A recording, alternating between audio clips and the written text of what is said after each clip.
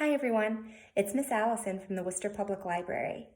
Today I'm going to be giving you a kindergarten through grade 2 read aloud.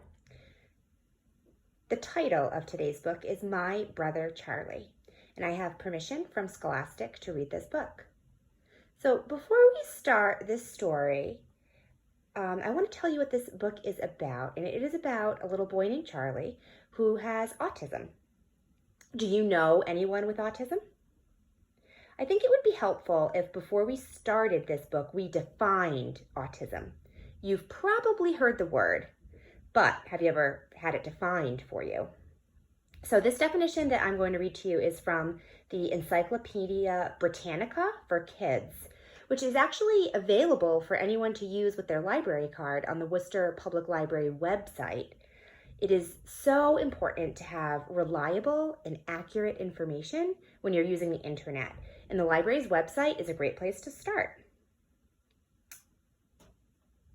So what is autism? Autism is a condition that affects your brain. Children with autism often have a hard time communicating with others. They may have a hard time making eye contact and showing their emotions, so they might not smile when they're happy or cry when they're sad.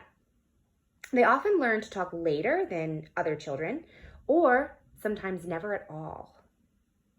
Now, there are lots of other symptoms, but what is important to remember is that every person with autism is unique and different. They might have similarities, they might not. If you're interested in learning more about autism, I suggest you ask a parent, a teacher, or a librarian. But reading this story right now will help us because we are going to meet one little boy with autism named Charlie. Let's get to it. My Brother Charlie by Holly Robinson Peete. We've always been together, even in my mommy's tummy, my twin brother Charlie and me.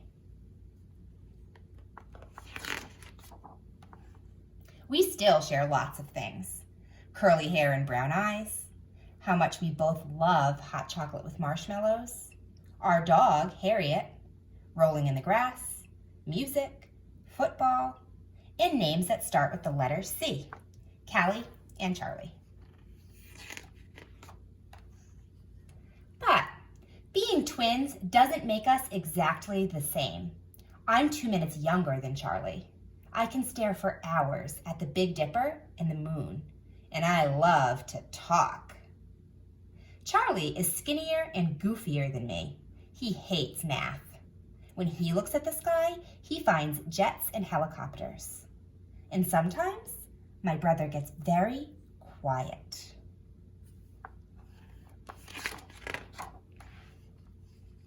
When we were babies, I pointed out flowers and cats and fireflies. I snuggled and giggled with Mommy on dark nights and told Mommy again and again how much I love her. But Charlie was different. He wouldn't play with me or kiss Mommy's cheeks when she hugged him. And he didn't say, I love you. Seems those words were locked deep inside my brother. Everyone told Mommy not to worry. He's just being a boy, they said. But Mommy knew there was something different about Charlie. I knew it too. As we grew older, Mommy watched Charlie very carefully. She and I could see he was struggling. Then Mommy discovered that Charlie's brain works in a special way because Charlie has autism. It's harder for Charlie to make friends, or show his feelings, or stay safe. One doctor even told Mommy that Charlie would never say I love you. That made Mommy and me saddest of all. I have learned from Charlie that love doesn't always come from what you say. It can also come from what you do. And so we do right by Charlie. We love Charlie strong. We watch over him with the might of angels. We have to. When Charlie wants something, nothing stops him, even when it's dangerous. And there are days when it's hard to be Charlie's sister. Sometimes he can ruin the best play dates. Other times he seems so far away, like when he won't look at me, or speak, or play.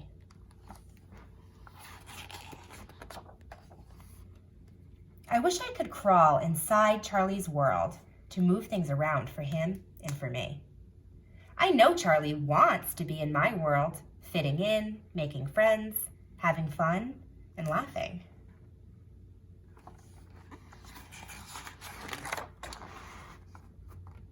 There are good times with Charlie too, when Charlie looks right at me and welcomes me with his smile. He lets me touch his face. He laughs when we lock fingers in a hands-holding game. That's Charlie's I love you, said in the silly ways we play together.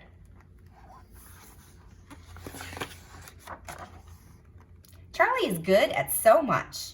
He knows the names of all the American presidents. He's a fish in the water. He has a special way with animals, especially Harriet. When Harriet and Charlie are together, there's even more I love you, said in the way only Charlie can when he gets Harriet to sit, run, or listen.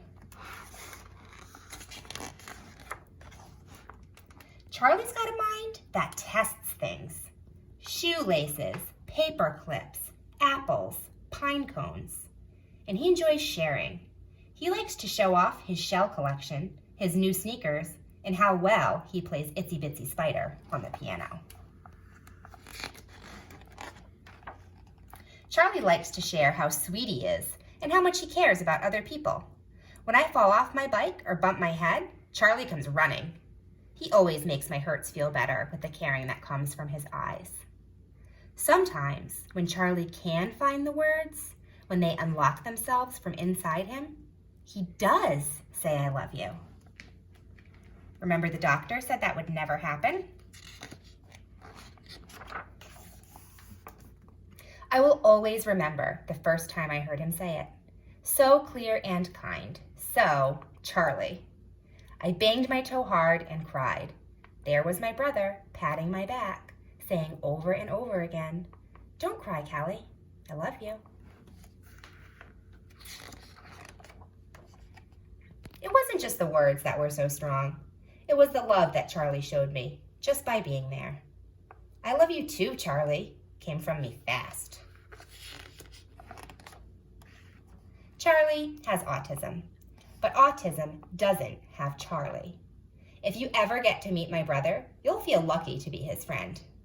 He won't care if you have the coolest sneakers or if you are the best at sports. He'll just like you for who you really are. That's Charlie. I'm blessed to be Charlie's sister and share so much. I count my Charlie blessings every day. At the very top of my list is the love Charlie and I have for each other. Said in so many ways.